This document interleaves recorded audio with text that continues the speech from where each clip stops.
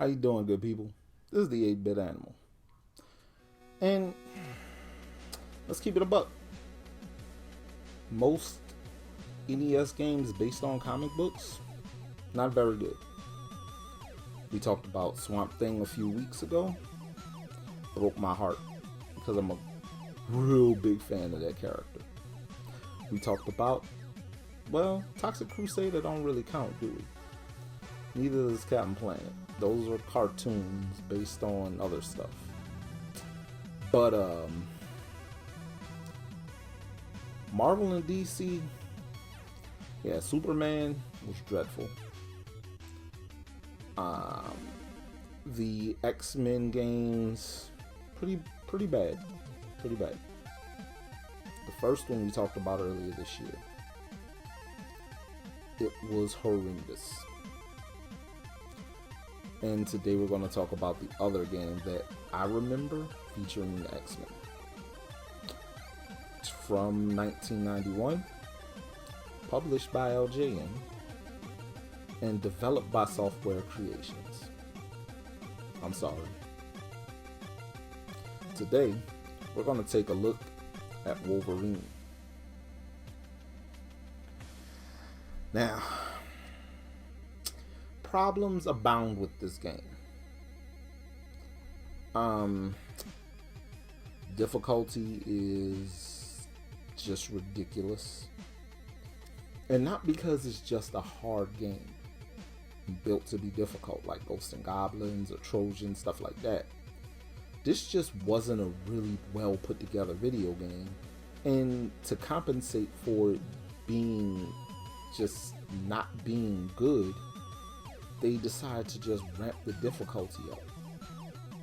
And so it's not a good game. Just by and large, it's just stupidly hard. The hit detection, that ain't it at all. And I guess the healing factor thing kind of comes into play here, but that's also just, what's happening here?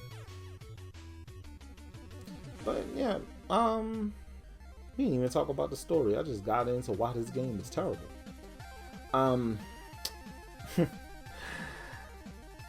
You play as Wolverine. You've been captured by Magneto and Sabretooth and left on some random island. You gotta fight your way off. You get health by eating burgers and soda. Yeah, you get a cool drink and a burger and a hamburger on bun, not on French. And yeah, that's how you heal yourself. I don't know who thought this was a good idea, but I mean, I guess it's better than a random pill.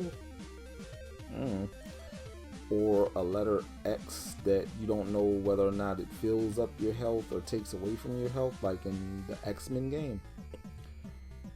But yeah, this one is just, it's labyrinthine for no reason. I've never understood why it was built this way, why the level structure is set up this way, any of that. And I had a copy of this once upon a time. God bless the person who gave it to me, but I absolutely traded it in because it wasn't good. Point blank, period. I'm sorry. Now, if you decide you want a copy of Wolverine, about $20, $25 for a loose cart. Shouldn't pay more than that. If you do, you got scammed. And let's be fair, this isn't just the NES problem, because Wolverine Adamantium Rage on Super Nintendo ain't really much to write home about either. Neither is Spider-Man, X-Men, and Arcade Revenge. Nothing to write home about. Now, X-Men Mutant Apocalypse, the one that Capcom did, that's a winner. That one's good. I like that one. I like it a lot. But yeah, anything with the X-Men attached to it on NES, not good. But at least this one is better than the first one, because that first game, only bright spot of that is the fact that Storm is in it, and you can't even tell Storm apart from the other characters, except for the color. So if you play it on black and white TV, huh? But this has been the 8-Bit Animal, and I'll catch you beautiful people tomorrow.